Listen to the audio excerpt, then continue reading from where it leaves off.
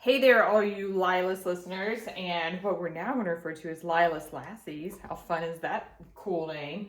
I just want to give a quick update as we're doing our big media push over the next 2 weeks to try to get people engaged with the Lilas podcast. As you can tell, I've been running around and I'm still a little bit jet lagged.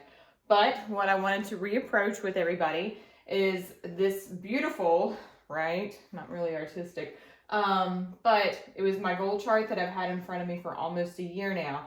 And although it's referred to as a goal, some of this also encapsulates some of the general values that I have within my life.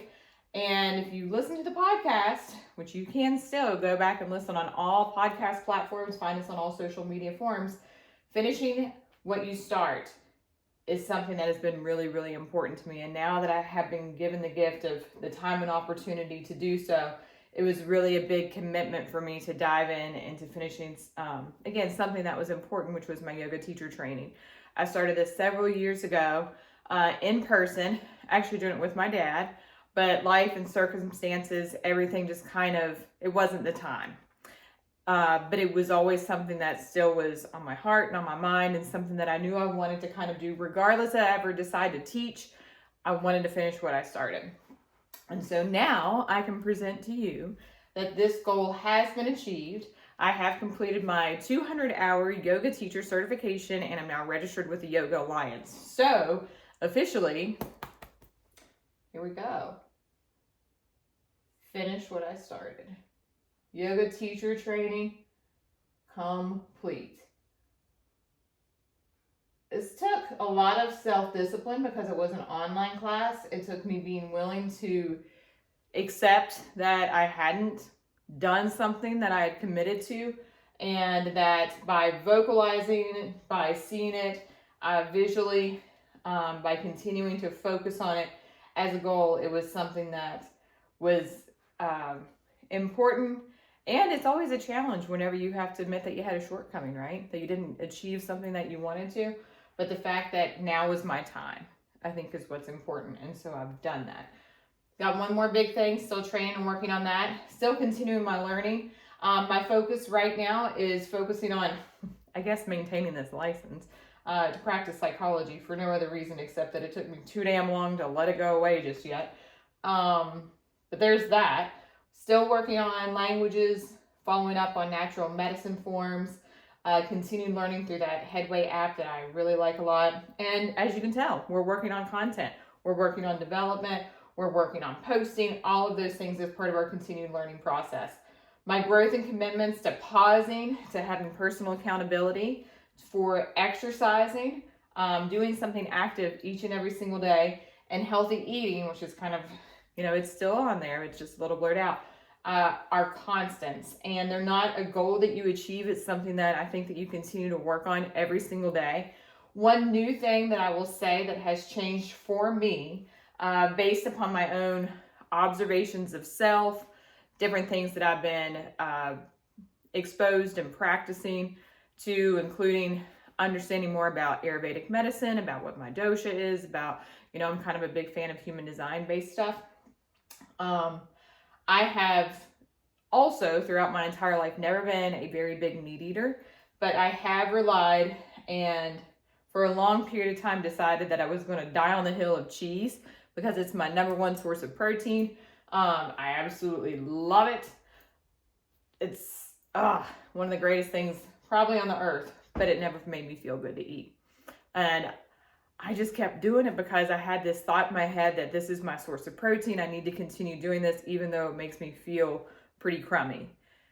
That was a flawed thought process. It wasn't working. It wasn't healthy for me based upon my own observations of self, and then was kind of substantiated through other things that I was exposed to, reading and everything else. And so, although it has been very challenging at times, I will not sit here and say that I am 100% vegan, but what I will say is that at this moment I have committed to not eating animal proteins of any type, including eggs, cheeses, meats, seafoods, the whole kit and caboodle, milk. As a girl from rural Appalachia, I grew up drinking whole milk. Like, we only had 3 drinks in our house. It was water, it was whole milk, and unsweet tea. And for me to have just said adios to that is a big deal. But for me, and based again on my own observations, my health, my body, my mind, everything, this was an important decision for me to make. Was it difficult? Absolutely. Has it taken continued commitment to reminding myself of that? Yes. But again, I'm not committing to anything being 100% because I think that puts us in a flawed mind space as well. So what I'm saying is that tonight, whenever I have dinner, and I'll make this decision again then. So who knows, it might change, but I kind of doubt it. I'm making the commitment that I have not had any source of animal protein today. In fact, over the last 2.5 months, I've maybe had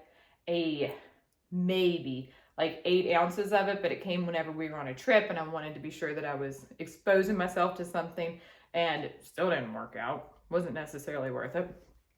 Did it anyways. Whoops.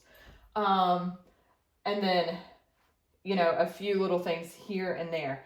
But what I am committed to is continuing to do what my body tells me that it needs to do.